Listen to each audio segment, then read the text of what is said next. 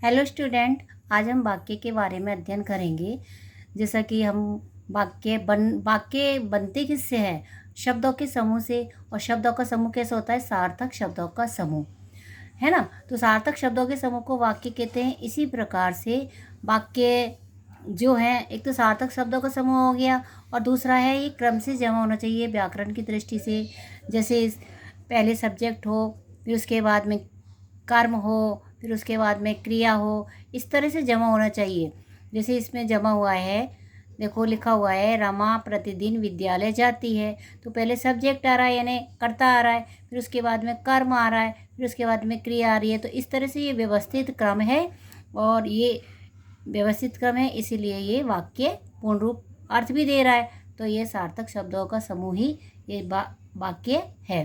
अगर हम इसको इस तरह से जमा दें कि रम विद्यालय प्रतिदिन रमा जाती है, तो ये अपना क्रम अव्यवस्थित हो जाएगा और पूर्ण अर्थ को ठीक प्रकार से प्रकट नहीं करेगा। ठीक है ना। तो एक बार फिर से रिपीट करिए कि पूर्ण अर्थ प्रकट करने वाले एवं विशेष क्रम से संयोजित सार्थक शब्दों के समूह को ही हम वाक्य कहते हैं। सार्थक मीन्स अर्थ देने वाला समूह। सार्थक शब्द और शब्द जिस तरह से दो प्रकार के होते हैं, एक तो सार्थक होता है, एक निरर्थक शब्द भी होता है। सार्थक अर्थ ठीक प्रकार से जिसका निकले और निरर्थक जिसका अर्थ सही ना निकले। तो सार्थक शब्दों के समूह को हम वाक्य कहते हैं। ठीक है ना। अब वाक्य के अंग होते हैं दो। कितने अंग होते हैं? दो। एक उद्देश्य होता है और एक विधेय। इन दोनों से ही मिलकर के वाक्य बनता है। तो वाक्य के दो अंग माने जाते हैं, पहला उद्देश्य, दूसरा विधेय। अब पहला देखिए उद्देश्य। उद्देश्य की परिभाषा देखो क्या है। वाक्य में जिस व्यक्ति या वस्तु के संबंध में कहा जाए उसे ही उद्देश्य कहते हैं। यानी वाक्य के अंदर हम लिखते हैं जैसे रमा प्रतिदिन विद्यालय जाती है, तो जाती है कौन? रमा।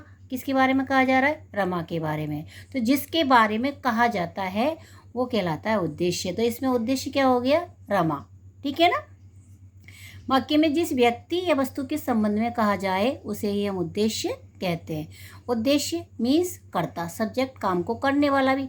तो उद्देश्य का दूसरा पर्यायवाची ही समझ लीजिए कर्ता होता है। तो कर्ता के बारे में या जिस व्यक्ति या वस्तु के बारे में कहा जाता है उसे ही हम उद्देश्य कहते हैं। ठीक है। जैसे नीचे एग्जाम्पल देखिए, विद्यार्थी को अनुशासन प्रिय होना चाहिए। अब अनुशासन प्रिय होना चाहिए, किसको होना चाहिए? विद्यार्थी को। तो यह विद्यार्थी को क्या होगा इसमें? उद्देश्य। ठीक है ना। किसके बारे में बताया जा रहा है? विद्यार्थी के बारे में बताया जा रहा है, तो विद्यार्थी हो गया यहाँ पे उद्देश्य। ठीक है। इस प्रकार उद्देश्य की परिभाषा एक बार फिर से रिपीट करिए। वाक्य में जिस व्यक्ति या वस्तु के संबंध में कहा जाए उसे ही हम उद्देश्य कहते हैं। जैसे विद्यार्थी को अनुशासन प्रिय होना चाहिए, इसमें जो विद्यार्थी है वो उद्देश्य है। इस वाक्य में विद्यार्थी को आगे ही समझ में। आगे देखो दूसरा अंग है इसका विधेय। क्या है? विधेय। अब विधेय में क्या होता है कि उद्देश्य यानी काम को करने वाला कर्ता, इसके संबंध में जो कुछ कहा जाए उसे विधेय कहते हैं। यानी काम को करने वाला जो सब्जेक्ट है, उद्देश्य है, उस से संबंधित या उसको संबोधित करके कुछ कहा जाता है, उसे हम क्या कहते हैं? विधेय कहते हैं, है ना। विधेय का मीन्स दूसरा अर्थ होता है क्रिया। क्या होता है? क्रिया। यानी विधेय का पर्यायवाची या पूरक शब्द हमें इसमें क्रिया माना जाता है, या क्रिया को हम विधेय भी कह सकते हैं या विधेय को हम क्रिया भी कह करके संकेत कर सकते हैं। जैसे देखिए, विद्यार्थी को अनुशासन प्रिय होना चाहिए, वो ऊपर वाला ही एग्जाम्पल से इसे समझ लीजिए।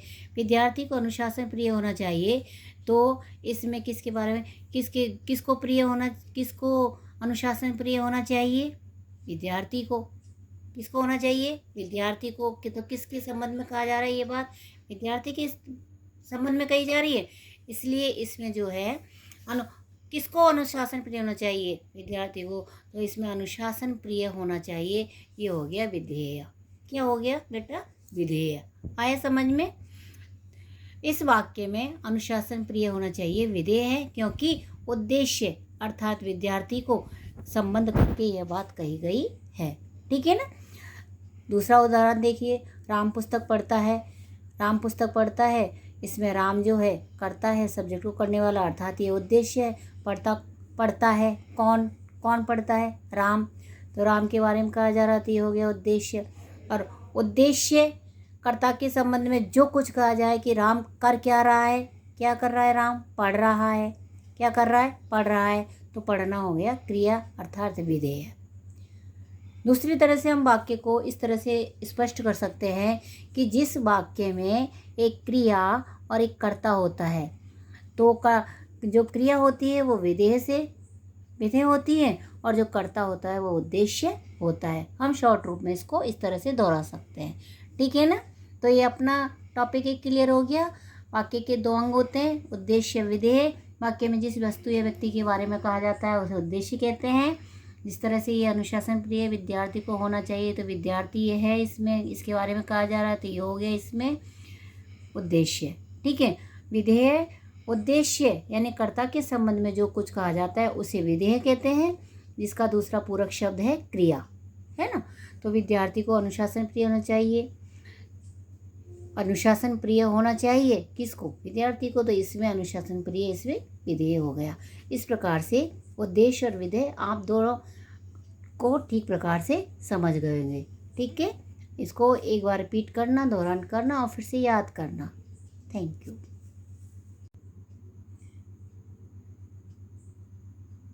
अब आगे देखो, हमने जो आगे ये तो बता ही दिया कि वाक्य के दो अंग होते हैं, उद्देश्य और विधेय। ये आपको ठीक प्रकार से समझ में आ गए होंगे। अब आगे देखिए, रचना के आधार पर वाक्य के भेद कितने होते हैं। तो यहाँ देखो स्टूडेंटों कि स्टूडेंट रचना के आधार पर वाक्य के 3 भेद होते हैं या 3 भेद माने गए हैं। पहला है सरल वाक्य, जिसका दूसरा नाम है साधारण वाक्य, ठीक है। दूसरा है संयुक्त वाक्य, और तीसरा है मिश्र या मिश्रित वाक्य। इस तरह से रचना के आधार पर 3 वाक्य माने गए हैं। पहला देखिए, साधारण अर्थात सरल वाक्य। तो इसकी परिभाषा क्या होगी? जिस वाक्य में एक उद्देश्य व एक विधेय होता है उसे सरल या साधारण वाक्य कहते हैं। क्या होता है? एक उद्देश्य और एक विधेय, ठीक है ना। वाक्य के 2 अंग पढ़े थे ना हमने, उद्देश्य और विधेय। तो जिस वाक्य में केवल एक उद्देश्य होगा और एक विधेय, अर्थात एक कर्ता होगा और एक क्रिया होगी, उसे हम सरल या साधारण वाक्य कहते हैं। आगे समझ में क्या कहते हैं? सरल या साधारण वाक्य। जैसे देखो, राम पढ़ता है। राम पढ़ता है तो इसमें राम तो हो गया उद्देश्य, क्या हो गया? उद्देश्य। और पढ़ता है हो गया विधेय। इसमें एक कर्ता और एक क्रिया, तो और इसके अलावा अतिरिक्त है ही नहीं कुछ भी। तो एक इसमें राम उद्देश्य हो गया और पढ़ता है विधेय हो गया। आगे समझ में, तो जिस वाक्य में एक उद्देश्य और एक विधेय होता है उसे हम सरल या साधारण वाक्य कहते हैं। आगे समझ में। अब सेकंड देखो, संयुक्त वाक्य। जिस वाक्य में एक से अधिक साधारण या मिश्र वाक्य हो और वे किसी संयोजक अव्यय जैसे किंतु, परंतु, क्योंकि, बल्कि, और, तथा, अथवा आदि शब्दों द्वारा जुड़े हुए हों, ऐसे वाक्यों को संयुक्त वाक्य कहते हैं, ठीक है ना। जिस इंग्लिश में पढ़ते हैं ना कंजक्शन, तो ये कंजक्शन ही है, यानी 2 वाक्य होंगे और 2 वाक्य किन से जुड़े होंगे? परंतु जिनको कहते हैं संयोजक शब्द। संयोजक मीन्स जोड़ने वाले शब्द, ठीक है ना। संयोज, सम प्लस योजक, योज मीन्स होता है जोड़ना। तो जिन दो वाक्य किसी शब्द के द्वारा जुड़े होते हैं उनको कहते हैं हम संयुक्त वाक्य। आगे समझ में। जैसे देखो, राम पढ़ रहा था परंतु रमा खेल रही थी। इसमें राम पढ़ रहा था एक सेंटेंस हो गया और रमा खेल रही थी दूसरा हो गया। 2 वाक्य हो गए इसमें। फर्स्ट नंबर का ये, सेकंड का ये, 2 वाक्य हैं। 2 वाक्य किससे जुड़ रहे हैं? परंतु से। किससे जुड़ रहे हैं? परंतु। तो परंतु क्या शब्द हो गया? इसमें संयोजक शब्द है और इन दोनों को जुड़ करके एक पूरा वाक्य बन रहा है, ठीक है। तो ये किसका उदाहरण है? संयुक्त वाक्य। अगला देखो, सीता खेलने गई और गीता नहीं गई। इसमें भी 2 सेंटेंस हैं, दोनों किससे जुड़े हुए हैं? और से। ठीक है। छात्र पढ़ रहे थे क्योंकि उनको पास होना था, तो इसमें क्योंकि क्या है, कंजक्शन अर्थात संयोजक शब्द है। तो एक वाक्य इसके अंदर, एक वाक्य इसके अंदर है। तो दो वाक्य या दो से अधिक वाक्य जिस वाक्य में होते हैं और वो किससे जुड़े हुए होते हैं, जो कि, क्योंकि, परंतु, है ना, अथवा, और आदि शब्दों से जुड़े होते हैं, ऐसे वाक्यों को हम संयुक्त वाक्य कहते हैं। आगे ना समझ में। देखो एक बार फिर से रिपीट करो। जिस वाक्य में एक से अधिक साधारण, यानी ऊपर जो हमने पढ़ाया था ना, साधारण वाक्य किसे कहते हैं, तो ऊपर इस एक से अधिक साधारण वाक्य या मिश्र यानी जुड़े हुए हों, तो वे, और दो वाक्य हों या दो से अधिक वाक्य हों, और किसी संयोजक शब्द से अव्यय शब्द होते हैं ये, किंतु, परंतु, क्योंकि, आप जानते हो अव्यय शब्द किसे कहते हैं, जिन पर लिंग वचन काल का कोई प्रभाव नहीं पड़ता, उसे अव्यय शब्द कहते हैं। और ये वाक्य के अंदर ज्यों की त्यों रहते हैं, इन पर किसी चीज़ का भी, या लिंग वचन पुरुष काल किसी का भी प्रभाव नहीं पड़ता है, वो अव्यय कहलाते हैं। आप जानते होंगे इसके विषय में पहले से भी। तो आ गया, राम पढ़ रहा था, ये संयुक्त वाक्य के उदाहरण है। तीसरा देखो, मिश्र वाक्य की परिभाषा, यानी मिश्र वाक्य हम किसे कहते हैं। मिश्र वाक्य, मिश्र मीन्स, और शाब्दिक अर्थ से ही पता चला, मिश्र यानी मिले हुए। मिश्र मीन्स होता है मिला हुआ। जिस वाक्य में एक मुख्य उपवाक्य, यानी एक तो साधारण वाक्य होगा, ठीक है ना, मुख्य रूप से, और दूसरा इस मुख्य उपवाक्य के आश्रित एक अथवा एक से अधिक उपवाक्य होते हैं। एक तो इसमें मुख्य या प्रधान वाक्य होगा, और दूसरे जो वाक्य होंगे वो प्रधान यानी मुख्य उपवाक्य है ना, उस पर आश्रित रहेंगे, यानी उस पर डिपेंड रहेंगे। इस पहले वाक्य के बिना दूसरे का अर्थ निकलेगा नहीं, ठीक है ना। पूरे वाक्य का अर्थ निकालने के लिए हमें पहले वाक्य को उससे देखना पड़ेगा, तब उसका अर्थ स्पष्ट रूप से हमारे सामने आएगा, ठीक है ना। तो पहला प्रधान वाक्य या मुख्य उपवाक्य, और उस पर आश्रित रहने वाले एक या एक से अधिक वाक्य होते हैं, उसे हम उपवाक्य कहते हैं। उपवाक्य, या उसे उपवाक्य नहीं, मिश्रित वाक्य कहते हैं, ठीक है ना। जैसे देखिए, रेखा उमाकांत की बड़ी बहन है जो जयपुर में रहती है। रेखा उमाकांत की बड़ी बहन है जो जयपुर में रहती है। ये मिश्रित वाक्य का उदाहरण है। देखो पहला तो है, हो गया इसमें सेंटेंस, रेखा उमाकांत की बड़ी बहन है। दूसरा सेंटेंस इसमें हो गया जो कि जयपुर में रहती है। अब पहले वाक्य को आप करोगे, रेखा उमाकांत की बड़ी बहन है, इसके बाद में अगर हम सेकंड इसको वाक्य को देखेंगे, जो जयपुर में रहती है। अब जयपुर में रहती है तो अब इसमें हमारे अंदर एक जिज्ञासा उत्पन्न होगी कि जयपुर में कौन रहती है। माँ रहती है, बहन रहता है, भाई रहता है, कोई तो रहने वाला होगा।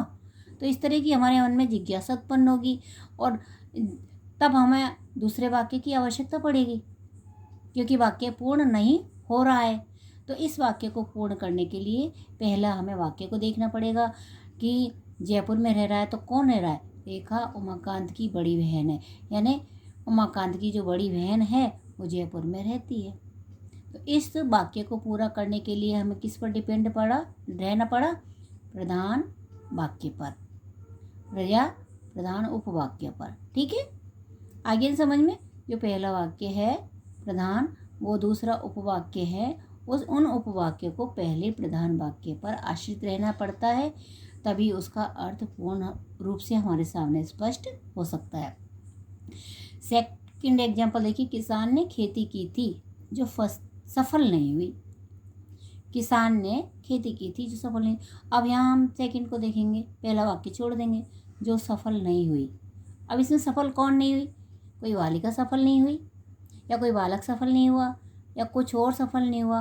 हमारे सामने कई क्वेश्चन उभर करके आएंगे, जिनका उत्तर हम पहले वाक्य को देखे बिना नहीं दे सकते। तो सफल कौन नहीं हुई, किसान की खेती, ठीक है ना।